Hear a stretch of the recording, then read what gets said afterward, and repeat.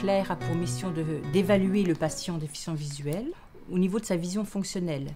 L'approche qui est quand même assez spécifique à Claire, c'est qu'à partir d'une évaluation des capacités fonctionnelles, on va proposer au patient une rééducation, mais pour lui permettre de regagner de l'autonomie dans sa vie de tous les jours. Le travail est adapté à chaque fois et complètement individualisé, en fonction des besoins, en fonction de la demande, en fonction des possibilités.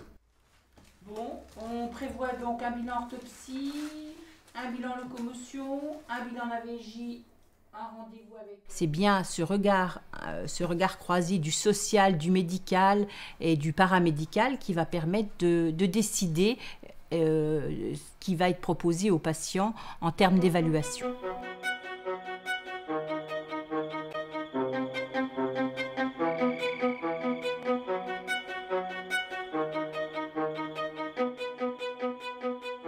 Moi, j'interviens dans l'évaluation après l'ophtalmo.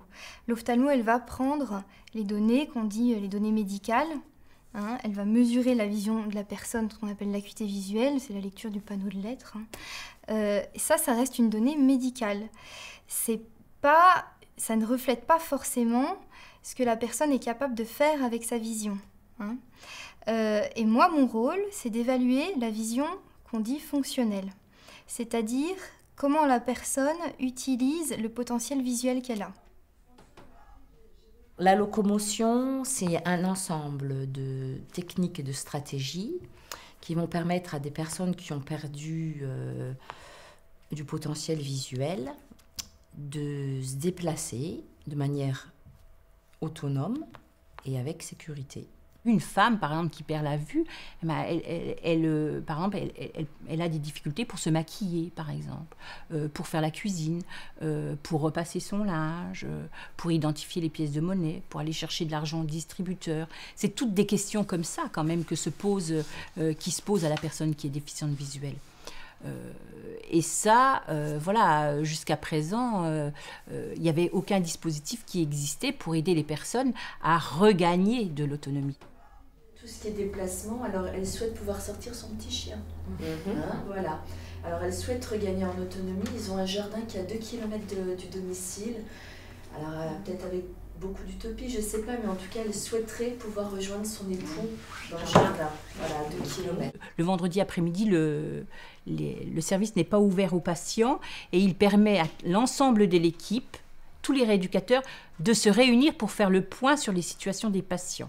On va être amené à travailler avec la psychologue sur les questions d'acceptation, tout ça. Il y a beaucoup de choses qui émergent pendant une rééducation.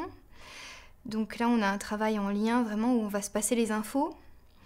Avec l'AVGiste, par exemple, j'ai quelqu'un qui est en difficulté pour la vision des détails, qui a une atteinte de la vision centrale. Moi, je vais travailler sur la lecture, sur le positionnement du regard. Et en même temps, ça va être une personne qui va, par exemple, avoir des difficultés à reconnaître les pièces de monnaie. Donc là, il va y avoir un travail en lien avec l'AVGiste. Ou par exemple, qui va être en difficulté pour les graduations d'un verre mesureur, des choses comme ça.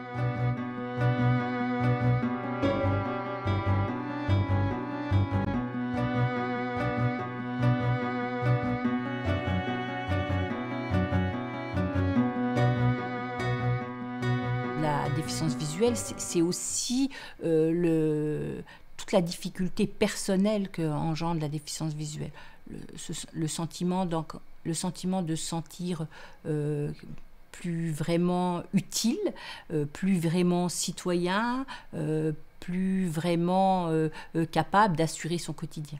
Effectivement, la perte d'un sens implique souvent, pour le patient, c'est ce qu'il vient souvent nous dire, une perte du sens de leur vie et de leur quotidien. On a des patients qui ne sortent quasiment plus de chez eux, qui sont obligés de faire appel à d'autres aidants familiaux ou d'autres dispositifs pour les aider dans leur vie quotidienne.